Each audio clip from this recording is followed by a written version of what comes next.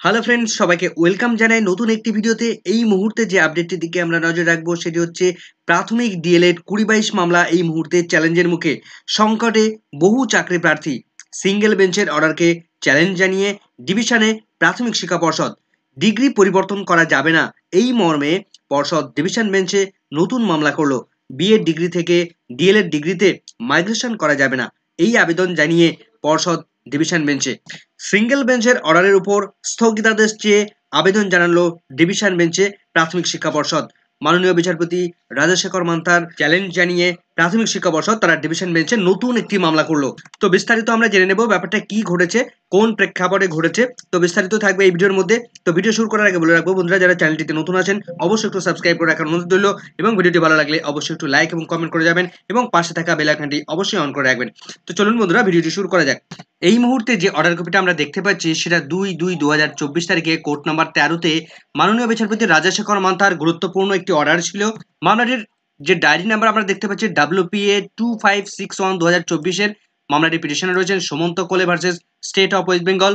তো অ্যাকচুয়াল ব্যাপারটা কি ছিল, ডিটেলস আমরা অর্ডার কপির মধ্যে থেকে ডিটেলসটা আমরা জেনে নেব।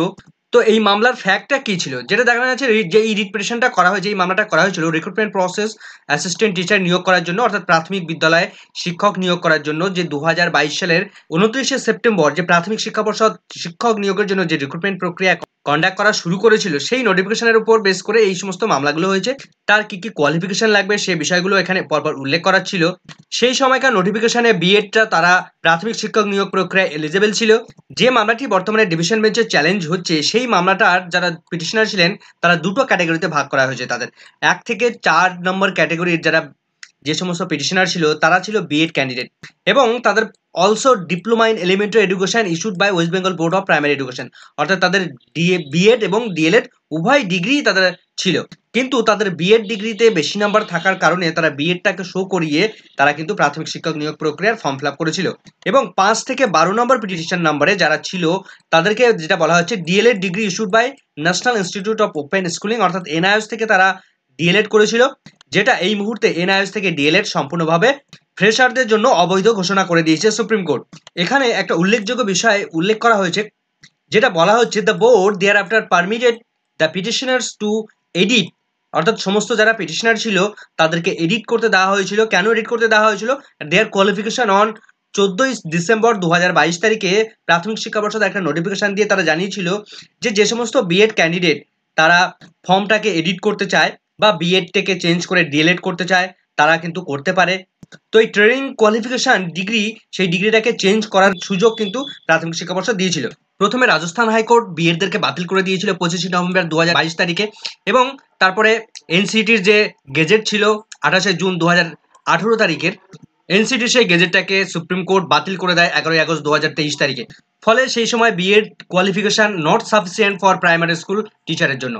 এমন সময় ওয়েস্ট বেঙ্গলের ক্ষেত্রে এমন একটা রিট পিটিশন ফাইল করা হয়েছিল যেখানে আন্ডারগোয়িং ডিএলএড কোর্স করছিল, অর্থাৎ যেটা 20-22 ডিএলএড যারা করছিল তারা কলকাতা হাইকোর্টে একটি মামলা করেছিল যে তাদেরকেও প্রাথমিক শিক্ষক নিয়োগ প্রক্রিয়ায় অংশগ্রহণ করার সুযোগ দিতে হবে।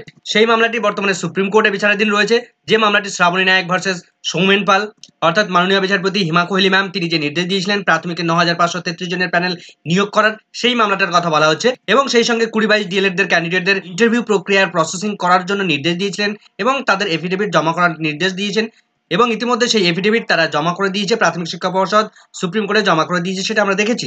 ডিভিশন বেঞ্চও 11ই এপ্রিল 2023 তারিখে এই শ্রাবণী নায়কের এই মামলাটিতে ইনকোর্স ডিএলএড যারা করছিল, অর্থাৎ 20-22 ডিএলএড যারা করছিল তাদেরকেও কিন্তু অ্যালাউ করেছিল এই প্রাথমিক শিক্ষক নিয়োগ প্রক্রিয়ায় পার্টিসিপেট করার জন্য। তো ইতিমধ্যে অনেক কিছুই জলগোলা হয়েছে। তো প্রথম যখন মামলাটি হয় তখন বিএড ক্যান্ডিডেটরা তারা বিএড দেখিয়ে অ্যাপ্লাই করেছিল, এবং তারা কোর্টে মামলা করে যে তাদেরকে প্রথমে এই সমস্ত ডিএলএড ক্যান্ডিডেটরা যখন 20-22 ডিএলএড কোর্স তারা করছিল, ইন কোর্স অবস্থায় ছিল, সেই সময় তারা ফর্ম যখন ফিল আপ করে প্রাথমিকের এই শিক্ষক নিয়োগের ফর্ম, তখন তারা এই পার্সুইং ডিএলএড দেখিয়ে তারা কিন্তু ফর্ম ফিল আপ করেছিল, এবং তারপরে তারা কলকাতা হাইকোর্টে মামলা করে যে তাদের এই ইনকোর্স ডিএলএড এটার পরিবর্তে বিএড ক্যান্ডিডেট হিসেবে তাদেরকে গ্রহণযোগ্যতা দিতে হবে, বা বিএড ক্যান্ডিডেট হিসেবে তাদেরকে অ্যাপ্লাই করতে দিতে হবে। তখন কোর্ট পারমিশন দেয় যে ইনকোর্স ডিএলএড এর পরিবর্তে এই সমস্ত ক্যান্ডিডেটকে বিএড ডিগ্রি হিসেবে স্বীকৃতি দিতে হবে। এরপর দেবেশ শর্মার যে মামলাটি ছিল সুপ্রিম কোর্টে, সেই মামলায় বিএডরা যখন ইনএলিজিবল হয়ে যাবে প্রাথমিক শিক্ষক নিয়োগ প্রক্রিয়ায়, তখন তারা আবার কোর্টে মামলা করে এবং তখন তারা জানায় যে আমাদের এই বিএড ডিগ্রিটাকে পরিবর্তন করে ডিএলএড ডিগ্রিটাতে কনভার্ট করার বা মাইগ্রেট করার অনুমতি দিতে হবে, এই জন্য তারা মামলা করেছিল। তো এরপর সৌমেন পালের যে মামলাটি রয়েছে, সেই মামলাটিতে allow them to migrate from BEd qualification candidate to the that of DElEd candidates, অর্থাৎ বিএড ডিগ্রি থেকে পরিবর্তন করে আবার তারা ডিএলএড এ পরিণত করে। অন্যদিকে 5 থেকে 12 নম্বর যারা পিটিশনার ছিল, তাদের যে এনআইএস ডিএলএড দেখিয়ে তারা যে অ্যাপ্লাই করেছিল, সেই ডিগ্রিটাকে কনভার্ট বা মাইগ্রেট করে রেগুলার ডিএলএড এ পরিণত করার জন্য তারা কিন্তু আবার মামলা করেছিল কোর্টে। তো কনক্লুশনে কি জানা যাচ্ছে, টোটাল যে 1 থেকে 12 জন পিটিশনার ছিল তাদেরকে ট্রিট করার জন্য বলছেন, অর্ডার দিচ্ছে কোর্ট, ডিএলএড রেগুলার তারা যে যে সার্টিফিকেট তারা অর্জন করেছিল সেটা যেন অরিজিনালিটি তাদেরকে দেওয়া হয় বা প্রাইমারি কোয়ালিফিকেশন হিসেবে গ্রহণ করা হয়, এবং এই সমস্ত পিটিশনারদের ডিটেলস মার্কস এবং তাদের যে র্যাঙ্ক হবে সমস্তটা আলাদাভাবে সেপারেটলি পাবলিশ করার অর্ডার দিয়েছিল কলকাতা হাইকোর্ট। তো সামগ্রিকভাবে এই সমস্ত ডিএলএড ক্যান্ডিডেটরা তারা বিএড ডিগ্রি থেকে আবার ডিএলএড ডিগ্রিতে মাইগ্রেট করে। তো এই অর্ডারটা দিয়েছিলেন মাননীয় বিচারপতি রাজাশেখর মান্থা, কিন্তু এই অর্ডারটিকে চ্যালেঞ্জ করে এই মুহূর্তে প্রাথমিক শিক্ষা পর্ষদ তারা ডিভিশন বেঞ্চে যাচ্ছে। পর্ষদের দাবি যে এভাবে ডিগ্রি কনভার্ট করে বা মাইগ্রেট করে তারা পুনরায় ভাবে অ্যাপ্লাই করা বা আবেদন করা কখনোই তাদের সমর্থনযোগ্য নয় বা তাদের যে রুলস রয়েছে সেই রুলস বিরোধী। কোর্টের নির্দেশ মতো প্রাথমিক শিক্ষা পর্ষদ এই সমস্ত ক্যান্ডিডেটদেরকে তারা ইন্টারভিউ প্রক্রিয়া কন্ডাক্ট করবে না, এই জন্য তারা ডিভিশন বেঞ্চে যাচ্ছে। তো এই মুহূর্তে ডিভিশন বেঞ্চে যে মামলাটি করেছে, কোন গ্রাউন্ডে করেছে, তাদের যুক্তি কি প্রাথমিক শিক্ষা পর্ষদের এবং তার মামলার ফাইল নাম্বার ডিটেলসটা আমরা জেনে নেব। চলুন সরাসরি আমরা ডিভিশন বেঞ্চের ডিটেলসটা দেখে নেব।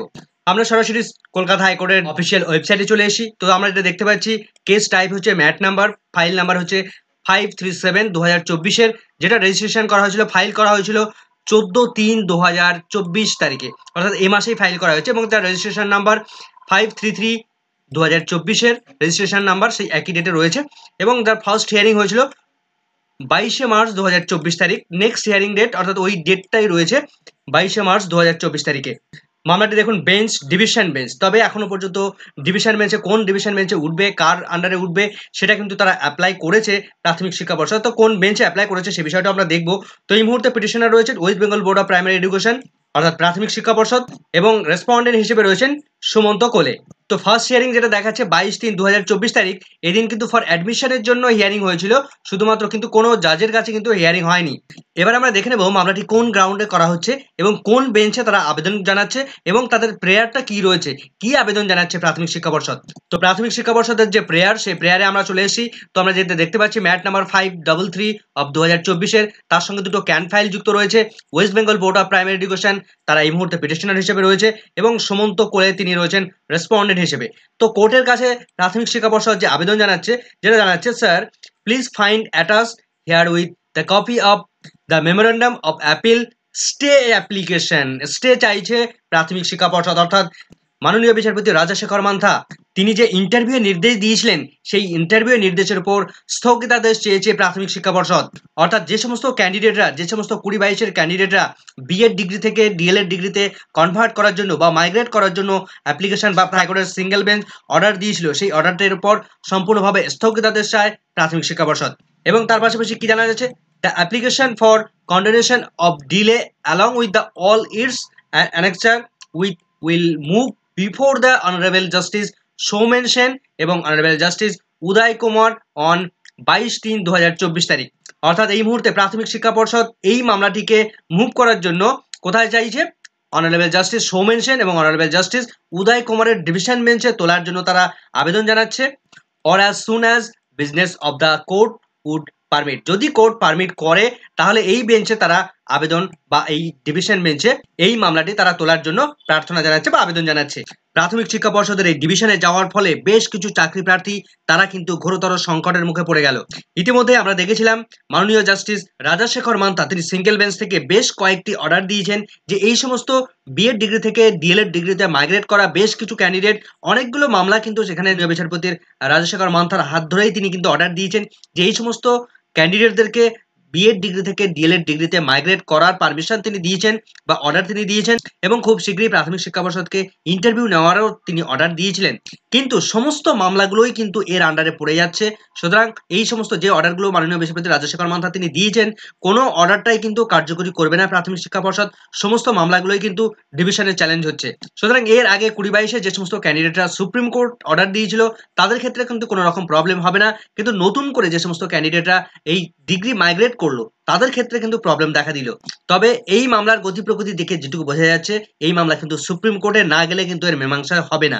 কেননা ডিভিশন বেঞ্চ যদি স্টে দিয়ে দেয় প্রাথমিক শিক্ষা পর্ষদের আবেদন মতো, তাহলে কিন্তু এই সমস্ত ক্যান্ডিডেটরা, অর্থাৎ সুমন্ত কোলে যে সমস্ত ক্যান্ডিডেট বা পিটিশনার যারা রয়েছে, তারা কিন্তু সুপ্রিম কোর্টে যাবে, এবং সুপ্রিম কোর্টে এই মুহূর্তে যে সমস্ত মামলার 2022 ডিএলএড ক্যান্ডিডেটদের যে ইন্টারভিউ প্রক্রিয়া নেওয়ার কথা বলেছিল, ঠিক একই রকম ভাবে সুপ্রিম কোর্ট কিন্তু এদেরকে ইন্টারভিউ নেওয়ার সুযোগ করে দিতে পারে।